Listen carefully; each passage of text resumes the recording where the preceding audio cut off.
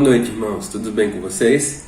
Nós estamos começando a nossa EBD de hoje e hoje nós vamos ver a nossa lição 3, a ira de Deus contra a humanidade. Nós já tivemos 2 lições, como vocês bem sabem, nós começamos nossa revista falando sobre o contexto da carta aos Romanos, o que estava acontecendo ali enquanto Paulo escrevia, onde ele estava, para quem ele escreveu e o que o motivou a escrever essa carta.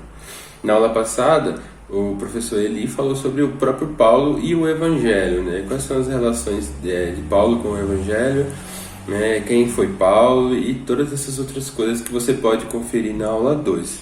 Então hoje, aula 3, a gente vai ver o texto que está baseado em Romanos 1, de 18 a 32. Então você já pode ir preparando a sua Bíblia, pegando a sua revista, chamando todo mundo para assistir, porque a gente já vai começar a nossa lição. Mas antes disso, eu gostaria de orar com você. Então abaixe sua cabeça nesse momento e vamos conversar com Deus, pedir a Ele que Ele nos revele, nos ilumine, na verdade, né, sobre esse texto que nós iremos ler hoje. Pai, nós queremos entrar na Tua presença para Te agradecer por mais essa noite, esse momento especial de estudo da Tua Palavra e Te pedir, Pai, que o Senhor fale conosco, que tudo que for falado aqui, tudo que for estudado, seja para o nosso crescimento pessoal e espiritual. Obrigado pela Tua Palavra, que é viva e eficaz. Em nome de Jesus. Amém. Bem, então na lição de hoje, como eu já tinha dito, nós vamos ler o texto de Romanos 1, de 18 a 32. É um texto bastante peculiar que Paulo fala um pouco sobre a ira de Deus contra a humanidade. E logo de cara a gente pode pensar sobre o que é a ira, né? Como é a ira que a gente sente? Ela é a mesma que Deus sente? Será que a gente pode atribuir o nosso sentimento sendo o mesmo que Deus sente, né? A ira é a mesma? O que motiva Deus, né? Nesse caso, o que motivou Deus a se irar contra a humanidade? Então vamos ler alguns versículos aqui. Vamos ler até o 21, do 18 ao 21 por enquanto, que fala assim: Portanto, a ira de Deus é revelada dos céus contra toda a impiedade e injustiça dos homens, que suprimem a verdade pela injustiça humana. Pois o que de Deus se pode conhecer é evidente entre eles, porque o próprio Deus lhes manifestou. Pois desde a criação do mundo, os atributos invisíveis de Deus, seu eterno poder e sua natureza divina, têm sido observados claramente, podendo ser compreendidos por intermédio de tudo que foi criado, de maneira que tais pessoas são indesculpáveis. Porquanto, mesmo havendo conhecido a Deus, não o glorificaram como Deus, nem lhe renderam graças. Ao contrário, seus pensamentos passaram a ser levianos, imprudentes, e o coração insensato deles tornou-se em trevas. E aí a revista fala pra gente um pouco que nesse trecho, nesse texto de 18 a 32, Paulo expõe a revelação da ira de Deus sobre a pecaminosidade humana. Ele faz um diagnóstico radical da humanidade, descrevendo a verdadeira dimensão da perdição, e explica a tese exposta sobre a justiça de Deus nos versículos 16 e 17. Segundo a Bíblia, somos pecadores antes mesmo de qualquer ação concreta de nossa parte. Ser pecador faz parte da nossa natureza. Nós nascemos do pecado. Isso é fruto da queda de Adão e Eva. Então todos nós pecamos e fomos destituídos da glória de Deus. Em Romanos 5,12, por exemplo, Paulo afirma que por meio da desobediência de Adão, o pecado e a morte se tornaram realidade para todos os homens, porque todos pecaram. Isto é, todos pecaram no pecado de Adão. Assim, a ira de Deus se revela aos homens segundo as suas próprias más obras. Então, isso é um ponto bem importante nesse momento dessa lição. A ira de Deus só se revela por causa das nossas más obras. Então, essa ira de Deus, que como a gente vai ver mais pra frente, ela não é igual à nossa, né? Se a gente for ver imagens, vídeos de pessoas iradas, eu tenho certeza que a ira que o nosso Deus sente não é a mesma, né? E quando ele fala aqui no versículo 20, né? Pois desde a criação do mundo, os atributos invisíveis de Deus, que são seu eterno poder e sua natureza divina. Deus tem alguns atributos invisíveis, né? Mas como é que esses atributos invisíveis, eles se fazem visíveis a nós? E aí o próprio versículo fala que esses atributos invisíveis se tornam visíveis através de tudo que foi criado. Então, a natureza, o homem, tudo revela o poder e a natureza divina de Deus. Então, e mesmo a gente sendo criado por Deus, o que é que o 21 fala? Mesmo havendo conhecido a Deus, não o glorificaram como Deus, nem lhe renderam graças. Ao contrário, seus pensamentos passaram a ser levianos, imprudentes, e o coração insensato deles tornou-se em trevas. Então, a humanidade que conhece a Deus, que vê em dele, que tem no seu coração o desejo de adorá-lo sempre, porque a criatura sempre quer adorar o seu Criador. Isso é um ponto muito interessante. A sua mente se encheu, né, de pensamentos levianos. Seus pensamentos se tornaram levianos, imprudentes, e o coração insensato tornou-se em trevas. Então esse é um relato que Paulo está colocando aqui, que é meio que uma introdução para isso que a gente vai ver mais para frente. O que é que esse povo fez que realmente irritou a Deus, né? Mas antes disso, a revista fala um pouco sobre a ira de Deus, de fato, né? Então, o primeiro ponto que ele coloca é qual é a natureza da ira de Deus. E aí ele cita um teólogo muito conhecido, que é o John MacArthur, que ele fala o seguinte: não se trata de uma explosão impulsiva de raiva voltada de maneira caprichosa às pessoas das quais Deus não gosta. É a resposta certa e determinada de um Deus justo ao pecado. A ira de Deus, a gente precisa focar nisso inicialmente. Ela não é contra o homem, mas é contra o que o homem faz. É contra o pecado.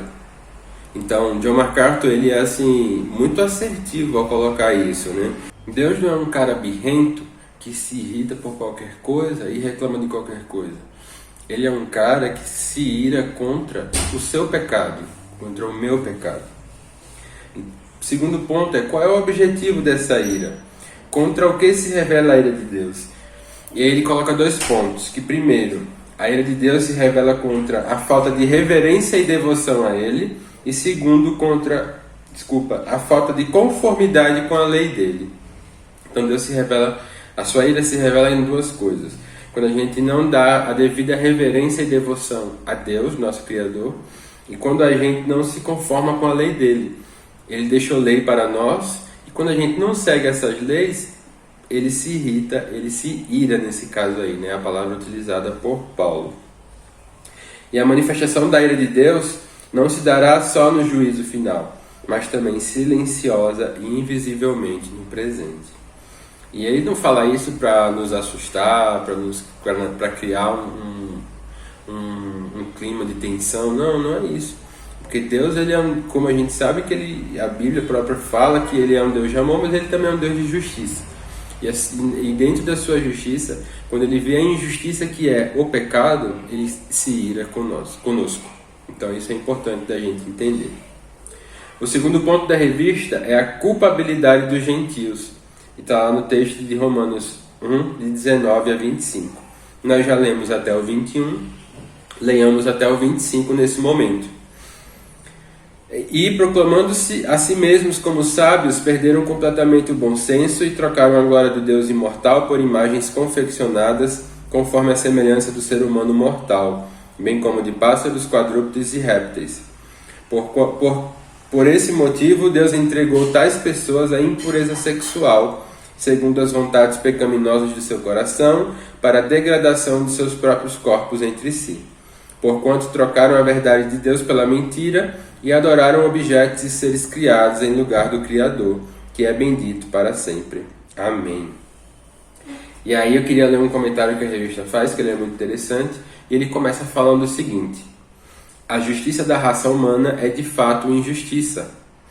O ideal moral absoluto é a justiça de Deus, que só pode vir dele e ser revelado ou feito conhecido somente por meio do Evangelho de Jesus Cristo.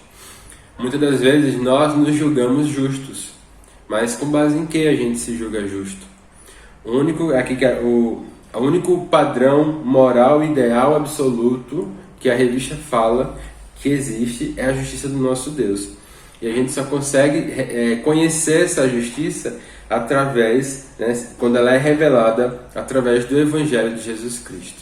Jesus Cristo é um Evangelho vivo, Ele prega para nós através de sua vida. Então, quando a gente não conhece o que Ele fez, a sua vida, suas ações, seus atos, a gente não conhece qual é a justiça de Deus. E aí a gente se julga justo, às vezes por padrões errados. Então a gente precisa tomar cuidado com relação a isso. E aí a revista faz uma pergunta: de que forma os homens provocaram a ira de Deus? E o primeiro ponto ele fala que é na rejeição deliberada da verdade revelada na natureza, nos versículos de 20 a 22. Então Deus criou a natureza, Deus criou o homem, e através dela Ele ensina a sua verdade, mas o homem rejeita essa verdade. Então, quando Ele revela os seus atributos invisíveis através da natureza, é isso que a gente... existe a expressão, o que se pode de Deus conhecer, isso não pode ser tomado em termos absolutos, uma vez que Paulo diz que as pessoas que não estão em Cristo não conhecem a Deus. Mas, então a gente não pode tomar isso como absoluto, porque quem não conhece a Deus, mas conhece a natureza, pode dizer de certa forma que conheceria a Deus. Mas é isso que Paulo está querendo frisar nesse momento.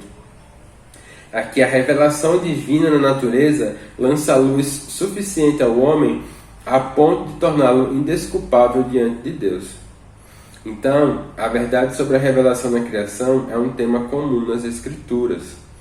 Então, por mais que as pessoas digam que não conhecem a Deus, mas eles conhecem a sua natureza criada. E Ele se revela nela. Como é que a gente pode olhar para as montanhas, o céu, a floresta, e não entender que aquilo tudo foi Deus que criou?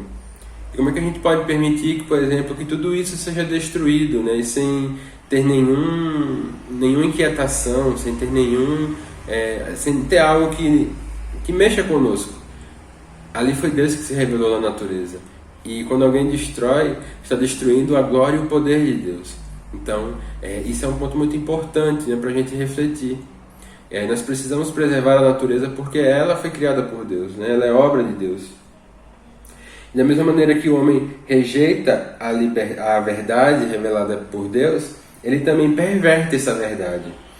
Então, e como é que ele perverte essa verdade? Através da idolatria. Então Paulo chama a atenção para a rejeição que vinha ocorrendo, trocando o conhecimento de Deus pela idolatria. Idolatria significa perverter e deturpar a verdade. O Deus da Bíblia é inimigo de todos os ídolos. E quando a gente vê a história de Israel, a gente vê isso com muita clareza, como Deus abominava qualquer ídolo que fosse criado, qualquer estátua que fosse criada. Deus não gostava disso. Lembro nas minhas aulas de Antigo Testamento, a professora comentando sobre como o fato de Deus não gostar de estátuas, de nenhuma imagem feitas por mãos, é porque Ele fez a criação mais perfeita. Quando a gente vê lá no Gênesis que Ele criou o homem, Ele viu que era bom. E aí a gente está constantemente, a gente, quando eu falo o homem de maneira geral, criando imagens que imitam a criação de Deus. Então você imagina como é que ele se sente com relação a isso, e é por isso que ele abomina as estátuas, e imagens, e mais ainda quando essas estátuas e imagens são adoradas. Quando aqueles povos tinham a necessidade de ter um Deus representado fisicamente para mostrar que aquele Deus estava presente com eles. Deus não precisava de imagem para mostrar que estava presente. A presença de Deus se revelava através da natureza e através de seus atos poderosos. Então é através quando Ele abre o Mar Vermelho, quando Ele manda maná do céu, quando Ele abre o Jordão, são atitudes, não é um objeto físico que mostrava que Deus estava presente. O nosso Deus é invisível, mas real, ao contrário dos outros, que são visíveis, mas são irreais, porque não conseguem realizar prodígios, sinais, maravilhas, e não é um Deus relacional. O nosso Deus ele é relacional e pessoal. Então, com isso, a gente fecha o nosso segundo ponto, que a lição crucial que a natureza e a nossa consciência nos ensinam é que não há Deus além do nosso Senhor. O terceiro e último ponto é a punição divina para essa idolatria. E aí, esse é um ponto um pouco delicado. Paulo vai citar questões que são muito atuais, né, para a gente, ele vai citar, de certa forma, vários pecados. E o que é que isso tem a ver com o que Paulo está falando desde o início? Né? Tudo. Paulo está falando sobre o que ativa a ira de Deus, né? O que faz Deus se irar com o homem. E aí, primeiro e muito importante a gente entender que a ira de Deus não é contra o homem, mas contra o pecado que o homem comete.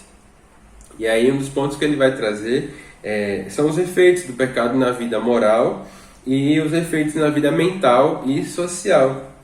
Então, ele fala assim, que por causa do pecado do rompimento da ordem natural da sexualidade, Deus os entregou às imundícies e imoralidade e às paixões vergonhosas. Os versículos 26 e 27 são cruciais no debate contemporâneo sobre homossexualidade. Então, os versículos 26 e 27 falam: E por essa razão Deus os entregou a paixões vergonhosas, até suas mulheres trocaram suas relações sexuais naturais por outras contrárias à natureza. De igual modo, os homens também abandonaram as relações sexuais naturais com suas mulheres e se inflamaram no desejo sensual uns pelos outros. Deram então início à sucessão de atos indecentes, homens com homens, e por isso receberam em si mesmos o castigo que a sua perversão requeriu. E aí, o John Stott, ele escreve 3 argumentos básicos dos homossexuais para contestar o argumento bíblico do repúdio. A gente vê Deus repudiando a prática homossexual aqui nesse texto. Né? Dentre os pecados de ordem sexual, Paulo ele cita o pecado da homossexualidade, né, aqui nesse texto. E aí, qual é o primeiro argumento que os homossexuais utilizam para dizer que esse texto não é válido? Eles vão falar que a passagem é irrelevante, já que seu propósito não é ensinar a ética sexual, nem denunciar o vício, mas sim retratar a maneira como se manifesta a ira de Deus. E aí John Stott responde que se uma conduta sexual é vista como consequência da ira de Deus, então é desagradável a ele. Então, não só uma conduta sexual como qualquer outra coisa. Se isso é visto como algo que causa a ira de Deus, mais uma vez, o pecado, então isso sim deve ser considerado como desagradável para ele. O segundo ponto é que eles dizem que Paulo estaria pensando na pederastia, que é a prática sexual entre um homem e um rapaz mais jovem, já que não havia outra forma de manifestação homossexual masculina no mundo greco-romano. Nesse caso, Deus estava se opondo à pederastia por causa da humilhação e da exploração vivenciada pelos jovens. E mais uma vez, John Stott fala que o texto não contém a mínima indicação que comprove essa tese. E de fato, na história a gente vai ver, né, quando a gente estuda uma história mais a fundo, a gente vai ouvir relatos, né, que existiam casos de homossexualidade lá na Grécia e na Roma, no mundo antigo. Então, quando Paulo escreve aos romanos, ele provavelmente sabe que isso é um fato importante que merece atenção para aquela cidade. A gente não vê ele falando sobre isso em outras cartas, né? Mas se para os romanos ele escreve isso, é porque isso era um problema naquele momento para aquele lugar. Então, ele precisa frisar esse ponto. O terceiro ponto utilizado pelos homossexuais, né? A terceira utilização desse texto para negar é que o que Paulo quis dizer por contrário à natureza não são as relações homossexuais, mas sim o fato da prática homossexual ser feita por heterossexuais, né? Então, ele explicaria o que seria o fato de deixar as relações naturais e ir de encontro à sua natureza. Mas o John Stott ele rebate isso dizendo que a palavra grega utilizada para a natureza aqui é physis, que quer dizer a ordem natural de Deus. Então, quando ele fala, né, que essa prática vai de encontro à ordem natural do que Deus criou, né, e como a gente está vendo no texto, né, a construção do estudo de hoje, de que Deus se revela na natureza, a ordem natural das coisas, então tudo que vai contrário a essa ordem natural é considerado uma prática pecaminosa. Então sim, nós entendemos a prática homossexual como um pecado, mas a gente não deve de nenhuma maneira condenar quem a pratica, né? Então isso é muito importante, lembrando que a ira de Deus se revela ao pecado do homem e não ao pecador, como a gente sempre utiliza aquela frase de que Deus ama o pecador, mas abomina o pecado. O último efeito, então, que a revista coloca é o efeito na vida mental e social do ser humano. Primeiro ele falou sobre o efeito na vida moral, e aí quando Paulo fala sobre a questão da homossexualidade, e o último ponto, né, no caso, está nos versículos de 28 a 32, que ele fala assim: já que achavam que não valia a pena permanecer na sabedoria de Deus, os homens acabaram seguindo a própria mente doentia e depravada deles. Praticaram o que não deviam, evidenciando uma inúmera variedade de atos antissociais, os quais juntos descrevem a derrota da sociedade humana, à medida que os padrões desaparecem e a humanidade se desintegra. E quais são essas práticas, né? Os versículos de 28 a 32, eles são claros, e a gente pode ler. Ele fala aqui, ó: além do mais, considerando que desprezaram o conhecimento de Deus, ele mesmo se entregou aos ardis de suas próprias mentes, que conduz a praticar tudo o que é reprovável. E o que é reprovável? Eles tornaram-se cheios de injustiça, maldade, ganância, depravação, inveja, homicídio, rivalidade, engano e malícia. São bisbilhoteiros, caluniadores, inimigos de Deus, insolentes, arrogantes, presunçosos. Vivem criando maneiras de praticar o mal, desobedecem a seus pais, são insensatos, desleais, sem amor e respeito à família, sem qualquer misericórdia para com o próximo. Vê aí uma lista gigante, né, de ações que a revista coloca como atitudes que acabam por fazer a humanidade se desintegrar. E aí, o versículo 32 é um resumo conclusivo da perversidade humana, que apesar de todo conhecimento, não só continuam a praticar, mas o que é pior, aprovam os que assim procedem. Porque no 32 ele fala, né? E apesar de conhecerem a justa lei de Deus, que declara digno de morte todas as pessoas que praticam tais atos, não somente continuam fazendo, mas ainda aprovam e defendem aqueles que assim também procedem. Então a minha palavra para finalizar é que a gente tome cuidado, a gente peça direcionamento a Deus e discernimento sobre o que a gente pratica e o que a gente defende também. Que tudo isso que a gente pratica e defende esteja embasado na palavra de Deus, esteja embasado no seu evangelho, na Bíblia, né? Que nós em oração possamos pedir a Deus discernimento e direcionamento, para que a gente não esteja indo de encontro com a ordem natural das coisas que Deus criou. Que Deus nos ilumine, que Deus nos ensine, e que essa lição possa falar com você, e que você possa aprender cada vez mais sobre Deus. Na próxima semana nós continuaremos a nossa lição, estaremos falando sobre o justo juízo de Deus, né? Agora a gente já falou sobre a ira de Deus, mas agora a gente vai falar também sobre o juízo de Deus, né? E aí o texto vai entrar no capítulo 2 de Romanos já que nós finalizamos o capítulo 1. Vamos orar nesse momento para encerrar nossa EBD. Pai querido, Pai amado, nós queremos te entregar esse momento na qual a Tua palavra foi explicada nas Tuas mãos, Pai. Nós pedimos que agora que a Tua parte seja feita, Pai, que o Senhor possa fazer com que essa semente germine nos nossos corações, porque o Senhor é aquele que planta, Senhor, a semente e a faz germinar e dar frutos. Não é nada por nós, não é nada através de nós, mas é tudo pelo Senhor e para a Tua glória. Então que o Senhor faça a Tua boa obra, que já foi iniciada na vida dos meus irmãos e na minha também. Obrigado por falar conosco através da Tua palavra. Dai-nos uma noite na Tua presença e uma semana abençoada. Em nome de Jesus, amém. Deus te abençoe, uma boa noite e até mais.